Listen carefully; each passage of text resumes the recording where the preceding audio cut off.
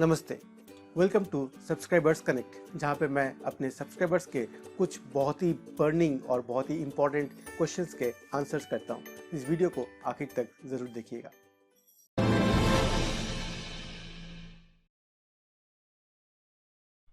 Welcome friends to Subscribers Connect. Now it happened so that someone from my subscribers named Manish sent me a message on my email. So here you can see the first message from Manish, who was asking me some questions. He wanted to know a few things about freelancing for his own career. He has seen some of my videos and he got inspired and he wanted to ask some questions. तो उन्होंने मुझे ये email भेजा। मैंने in response उनको बोला कि क्यों ना हम एक लाइव सेशन करें, but then he was not very eager to get on the camera and talk to me live. So what he did is he sent me his questions in another email. Okay, he says that these are the questions that he has, 1, 2, 3. So I'm going to take these questions and answer all of them in this subscriber connect video. अगर आपके पास भी ऐसे कुछ questions हैं जो कि बहुत important है आपके लिए, और अगर आप कहीं पे अटके हुए हो या फिर you want to know more about freelancing और anything that is related to freelancing, please feel free to write to me और contact me on social media. मैं आपका क्वेश्चन का आंसर ज़रूर करूँगा। तो आइए शुरू करते हैं सब्सक्राइबर्स कनेक्ट।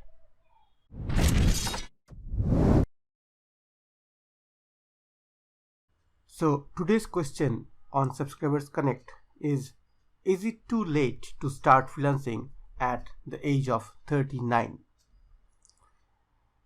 Now सबसे पहले मैं वो क्वेश्चन पढ़ूंगा जो मुझे मिला है मनीष जी से। So the question is like this: I am now 39 years old and below are few of my skills.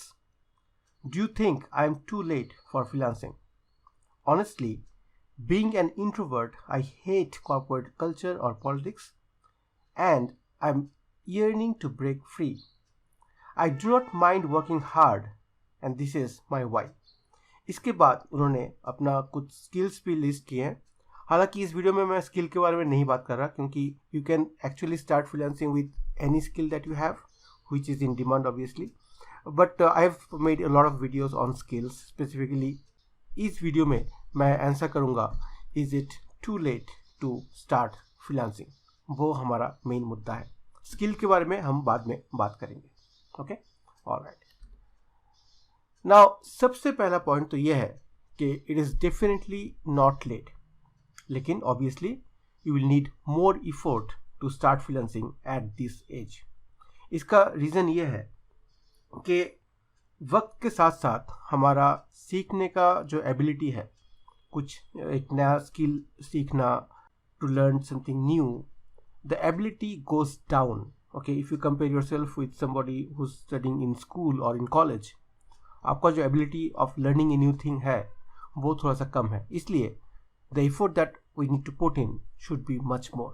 Okay, so definitely it's not late. You can start freelancing at any age you want to, but then the effort we need to get started would be little more than somebody who's starting at probably 25 or 26, right? Okay, so वो चीज़ out of question है, right? The next point is you should take this as a business. Now business क्या होता है ना, जैसे आपका shop हो गया या फिर कुछ प्रोडक्ट और सर्विस है आपके पास जो आप सेल कर रहे हो through your shop, and you have your own rules. Okay, so obviously the shop, the way you sell things has to be guided by the taxations or the different policies that the government has, the social systems that we have. कुछ भी आप नहीं कर सकते, लेकिन फिर भी in your shop you make the rules. okay, कब खोलना है शॉप, कब से कितने बजे से कितने बजे तक शॉप को ओपन रखना है, ठीक है, किस टाइप का प्रोडक्ट बेचना है, किस टाइप का सर्विसेज बेचना है, ये सारा चीज़ जो है वो आप डिसाइड करते हो. Okay, it is your business. That's what I was talking about the skills. The skills are obviously very important, but then again you will choose what skills you want to use in your freelancing. ऐसा नहीं कि कोई दूसरा बता देगा, ठीक है ना. तो हम स्किल को लेके बाद में बात करेंगे. अगेन स्किल्स को लेके हमने वीडियो पहले बनाया जहाँ पे मैंने बोला कि टॉप स्किल्स क्या है जो फाइवर में बिकता है, टॉप स्किल्स क्या है जो अपवर्क में बिकता है.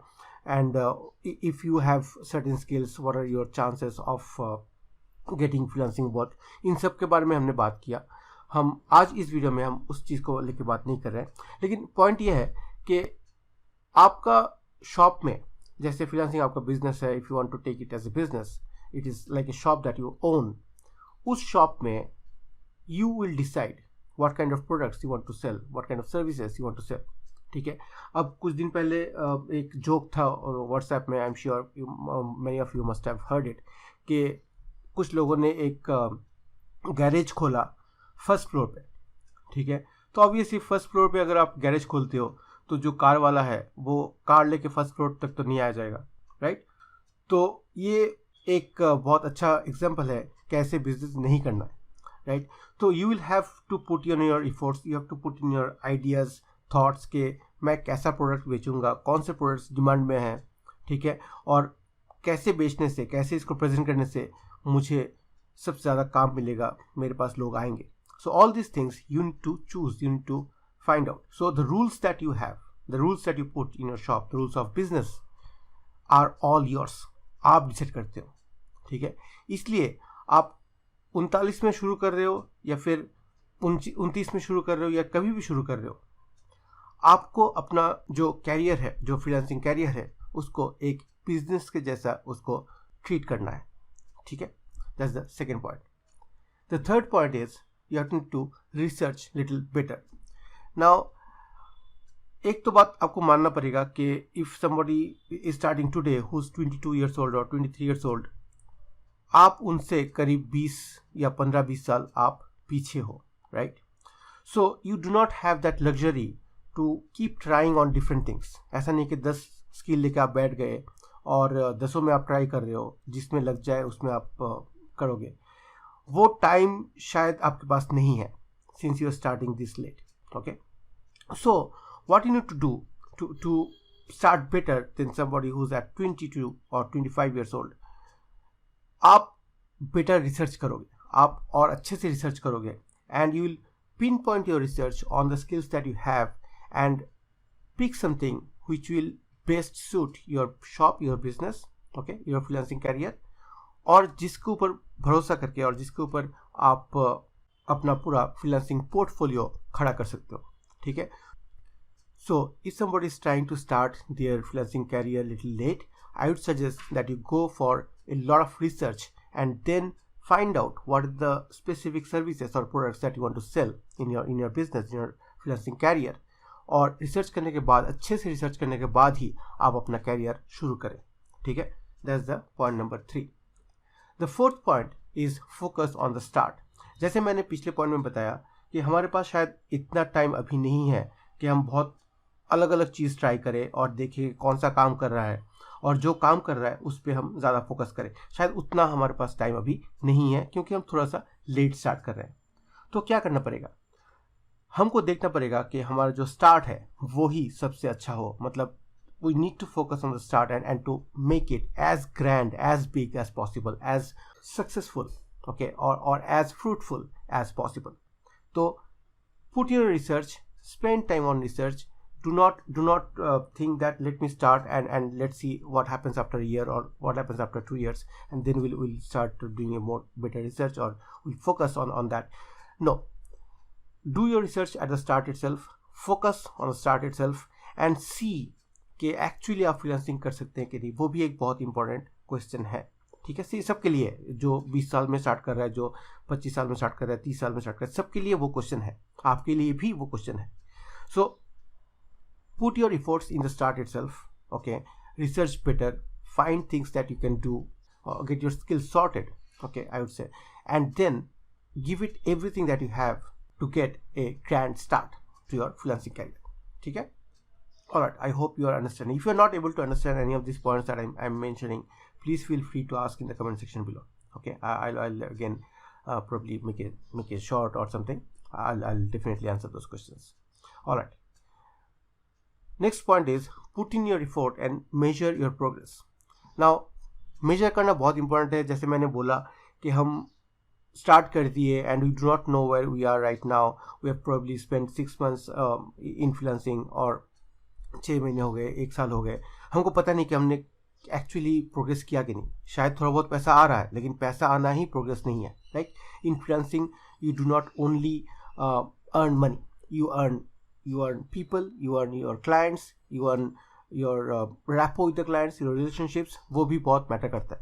ठीक है, तो अगर आप 6 महीने बाद आप देख रहे हो कि कोई भी आपका रिकरिंग क्लाइंट नहीं है, ठीक है, सब ने आपके साथ काम किया लेकिन शायद एक ही बार काम किया, दूसरी बार वापस नहीं आए, तो that is not something you are looking for. Okay, you should not think that it's only one time affair. All of your clients और most of your clients should come back to you for more work. ये भी एक काम है, ये भी एक kind of measurement है जो आपको बोल सकता है आपका प्रोग्रेस कैसा चल रहा है. ठीक है, now one way of measuring that is the smart approach. सबको पता होगा स्मार्ट अप्रोच क्या है. तो स्मार्ट का मतलब है specific, measurable, achievable, something which you can achieve, something which you can measure. Okay, your progress should be measurable and it should be very specific. कि मुझे शायद ऐसा कोई क्वेश्चन आप पूछ सकते हो कि 6 महीने काम करने के बाद मेरे पास कितने रिटर्निंग क्लाइंट्स हैं, कितने ऐसे क्लाइंट्स हैं जो मेरे पास वापस काम लेके आ रहे हैं. That can be specific question. ठीक है, तो स्पेसिफिक, मेजरेबल, अचीवेबल. समथिंग ऐसा नहीं कि कुछ भी मैंने गोल सेट कर लिया, कुछ भी मैंने स्केल सेट कर लिया. Something should be there which you can achieve, right, I mean which can be practically achievable. Then relevant मतलब शायद आप एक ग्राफिक डिज़ाइनर हो और आपने ऐसा कुछ स्केल लगा दिया जैसे कितना मैंने आर्टिकल लिखा है. ठीक है, तो वो रेलिवेंट नहीं हुआ. अगर आप ग्राफिक डिज़ाइनर हो और आपको ग्राफिक डिज़ाइनिंग का प्रोग्रेस आपको नापना है, तो you can put something like probably you can say how many logos you have designed, how many website mocks you have designed, or how many banners you have designed. On that basis you can measure your progress. तो वो relevant होगा. ठीक है, number of articles that you have written may not be relevant in this case. The last one is time bound. जैसे 6 महीने बाद हर 6 महीने का एक आप एक पीरियड रख सकते हो कि 6 महीने बाद मुझे मेजर करना है अपना प्रोग्रेस, 12 महीने बाद, 18 महीने बाद, 2 साल बाद मेजर करना है. So that is your smart way of measuring your progress. So always do not put your effort only on haphazard ways of working.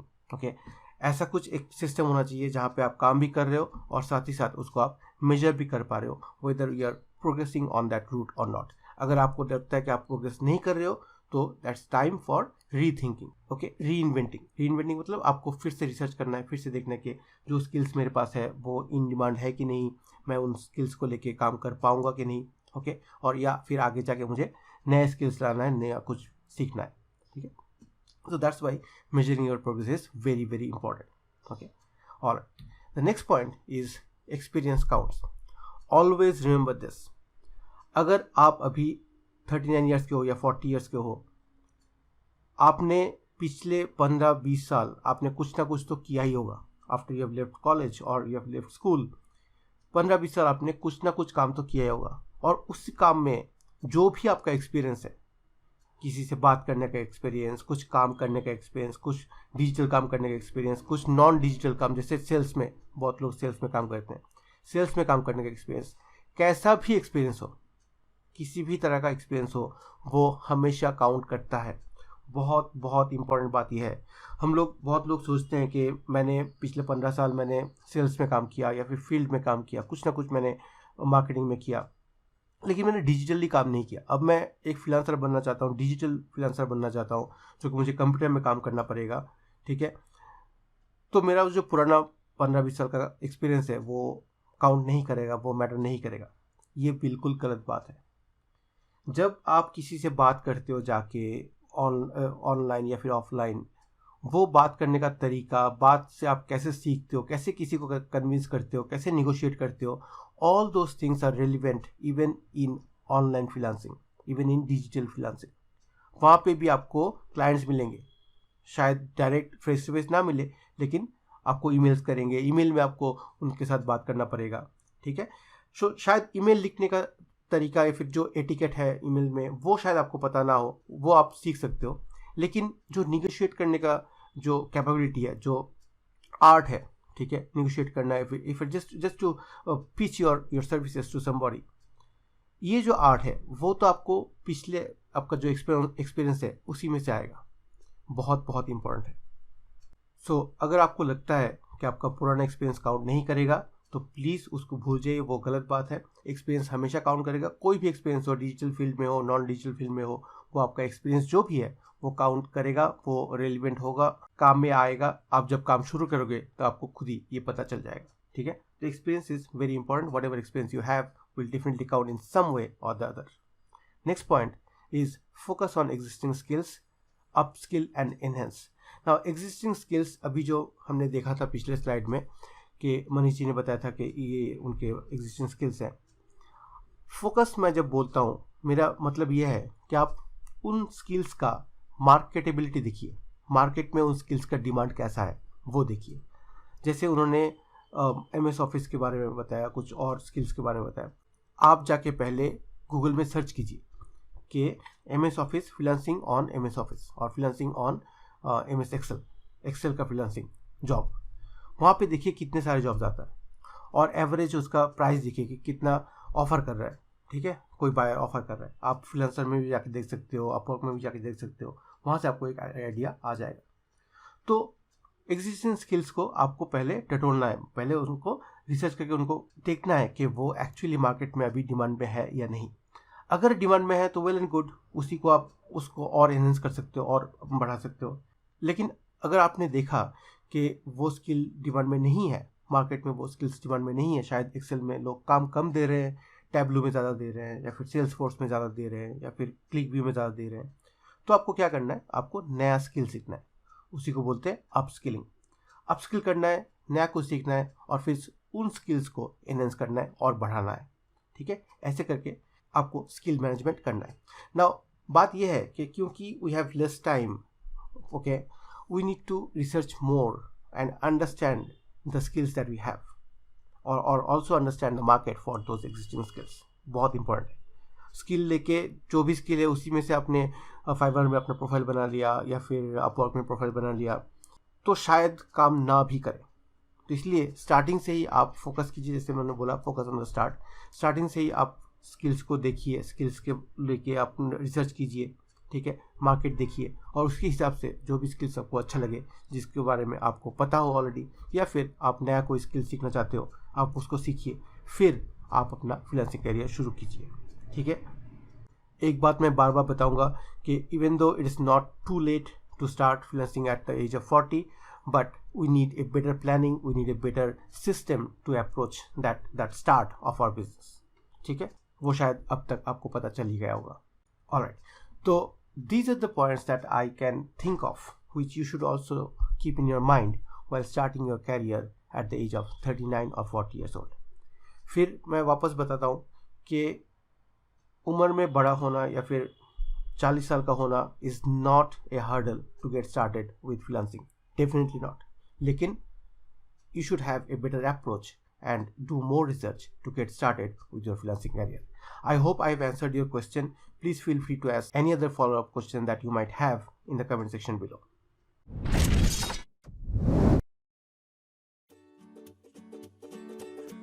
So that's all I have in this video. I hope you have got your answers. अगर आपके पास भी ऐसा कोई question है जो आप मुझे पूछना चाहते हैं तो मुझे ईमेल कीजिए या फिर कोई भी सोशल मीडिया प्लेटफॉर्म में जाके मुझे आप कांटेक्ट कर सकते हैं। वहाँ पे आप अपना क्वेश्चन पूछ सकते हैं and I try to answer that question as quickly as possible. Thanks for watching. I will see you in the next video.